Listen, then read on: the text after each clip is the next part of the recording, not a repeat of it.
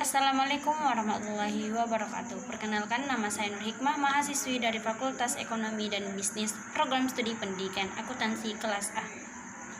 Di sini saya akan memenuhi ujian akhir semester mata kuliah pengantar bisnis tentang tugas 13, yaitu Proposal Business Plan, yang dimana saya akan menjelaskan tentang Proposal Business Plan yang telah saya buat. Ini adalah tampilan logo business plan yang saya buat, yaitu toko buah yang bernama Fruity Fresh Easy yang beralamat di Jalan Poros Palangga nomor 11. Untuk memudahkan pelanggan dalam pemesanan buah, kami menyediakan kontak person yang berada di logo tersebut. Nah, yang melatar belakangi saya ingin mendirikan sebuah toko buah adalah sejauh ini melihat perekonomian di negara Indonesia yang menunjukkan kondisi yang kurang menggembirakan bagi para pelaku usaha dan masyarakat di sektor pertanian. Kondisi tersebut juga sangat disarankan oleh para petani. Biaya operasional yang tidak sebanding dengan harga jual hasil pertanian membuat lesu di sektor ini. Oleh karena itu, dengan mengacu kepada kondisi masyarakat yang kurang kondusif dan tidak berpihak pada perekonomian rakyat, maka dituntut masyarakat untuk mempunyai keahlian tertentu untuk meningkatkan taraf hidupnya sebagai bekal dan penunjang dalam kehidupan sehari-hari. Dengan mengacu terhadap kebijakan pemerintah yang mengarah pada arus impor beberapa komoditas hasil pertanian, tentunya akan memberikan peluang bagi pemilik modal yang berkaitan dengan hal ini. Misal, salah satu unit usaha yang layak untuk dijalankan dan dikembangkan adalah unit usaha penjualan buah impor. Unit usaha ini bukan berarti tidak memberikan dukungan terhadap sektor pertanian buah di dalam negeri, melainkan sebagai pelaku usaha kita harus pandai memanfaatkan peluang. Terlebih ketika harga buah lokal mahal dan tidak sebanding dengan kualitasnya, maka pelaku usaha akan cenderung memilih buah impor yang mampu memberikan manfaat yang lebih.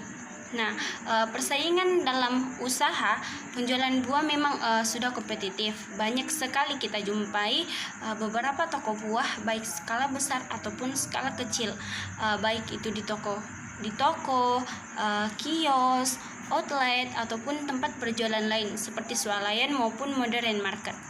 Salah satu cara untuk dapat bersaing secara sehat dalam melakukan pemilihan segmen yang tepat dan potensial dan belum banyak digarap oleh pihak lain, kemudian menawarkan beberapa keunggulan dan nilai lebih bagi konsumen yang menjadi segmen usaha kita. Itu juga, dengan demikian pula itulah toko buah bisa dijadikan sebagai ide bisnis dan bisa menjadi potensi usaha bisnis yang berkembang di masa yang akan datang. Visi dan misi toko buah yang saya dirikan adalah visinya yaitu menjadi toko retail buah-buahan yang segar dan berkualitas untuk menjalani hidup sehat yang menarik dengan mengonsumsi buah-buahan. Nah, misi saya yang pertama itu adalah menjadi pemasok dan penjual buah-buahan yang berkualitas lokal dan impor namun dengan harga yang terjangkau. Kedua, menampung berbagai macam-macam informasi tentang buah-buahan dan supplier maupun pelanggan. Ketiga, yaitu memperluas koneksi dengan supplier buah, baik supplier buah lokal maupun supplier buah impor. Nah, strategi dari aspek pertama yaitu strategi pemasaran saya dari gambaran umum pasarnya, yaitu dari segi segmentasi yang menjadi segmen dari usaha saya adalah semua segmen pasar umum baik masyarakat lokal maupun luar. Dari segi targeting yang menjadi target market adalah ibu rumah tangga, eksekutif muda, dan retail buah serta masyarakat pada umumnya. Yang ketiga, dari segi positioning, kami ingin menciptakan image atau kesan yang baik di benak konsumen sebagai toko buah lokal dan impor yang berkualitas dengan harga yang terjangkau. Nah, yang kedua yaitu dari aspek permintaan. Permintaan juga terklasifikasi menjadi dua, yaitu jumlah permintaan terhadap produk dan proyeksi produk terhadap 3 tahun yang akan datang. Nah, jumlah sasaran pembeli kita yaitu ibu rumah tangga, retail buah, dan masyarakat umum. Jumlah konsumennya yaitu kurang lebih 100 orang, sedangkan jumlah kebutuhannya kurang lebih 100 biji per tahun dengan buah yang berbeda-beda. Nah, total kebutuhan setiap tahunnya yaitu 100 sampai 500 orang konsumen per tahun. Dapat dilihat di tampilan di atas dan atau di samping proyeksi permintaan terhadap 3 tahun yang akan datang. Nah, ini adalah proyeksi permintaan selama 3 tahun mendatang. Dari tahun 2021, perkiraan permintaan dalam 1 unit yaitu 790. Sedangkan di 2022, permintaan dalam unitnya yaitu 850. 2023 yaitu 937 unit. Yang ketiga yaitu penawaran. Nah, penawaran di sini pengklasifikasiannya terbagi atas 2 juga, yaitu penawaran dari produk pesaing sejenis di pasar dapat dilihat di tampilan slide. Yang kedua, proyeksi penawaran dalam 3 tahun mendatang juga dapat dilihat di dalam slide. Nah, dari penawaran produk pesaing sejenis di pasar, nama perusahaan pesaing toko It's Fruity, kapasitas produksi dalam per tahun itu 450 unit. Yang kedua, toko Fresh, kapasitasnya 485 unit per tahun. Sedangkan toko Lucky Fresh, kapasitas produksinya per tahun adalah 390 unit. Poin kedua yaitu proyeksi penawaran dalam 3 tahun mendatang. Tahun 2021, perkiraan penawaran yaitu 520 unit. Di 2022 sebanyak 542 unit, sedangkan di 2023 perkiraan penawarannya adalah 617 per unit. Nah, rencana penjualan dan pangsa pasar. Tahun 2021 dapat dilihat di slide permintaan dan penawarannya serta peluang serta rencana penjualan dan pangsa pasarnya rata-rata adalah 100%. Nah, di tahun 2002 dan 2023 juga rata-rata pangsa pasarnya adalah 100%. Nah, dari strategi pemasaran dan pesaing, uraian strategi pemasaran kita yang dilakukan yaitu dari segi produk kita memfokuskan mutu, ukuran, kemasan dan lain-lain, sedangkan peningkatan mutu buah dan pelayanan pada konsumen. Sedangkan harga satuan, syarat pembayaran, potongan dan lain-lain. Harga satuan tetap, syarat pembayaran secara langsung, potongan harga itu ada diskon per kilo, jalur penjualan berfokus pada satu tempat, sedangkan promosi kita melalui media cetak, spanduk, sedangkan di media online kita menggunakan Instagram dan Facebook. Nah, metode promosi dan biaya promosi dapat selengkapnya dapat dilihat pada slide yang saya tampilkan di tabel tersebut. Nah, dapat dilihat metode promosi dan biaya promosi. Metode pemasaran kami dari media cetak, wilayah sebaran kita adalah minimarket, sedangkan biayanya yaitu 500.000. Sedangkan di media online kami memiliki wilayah sebaran yaitu masyarakat luas, yaitu dengan biaya 350.000. Nah, jumlah dari promosi dan biaya promosi yang kami keluarkan adalah 850.000. Keempat yaitu aspek organisasi.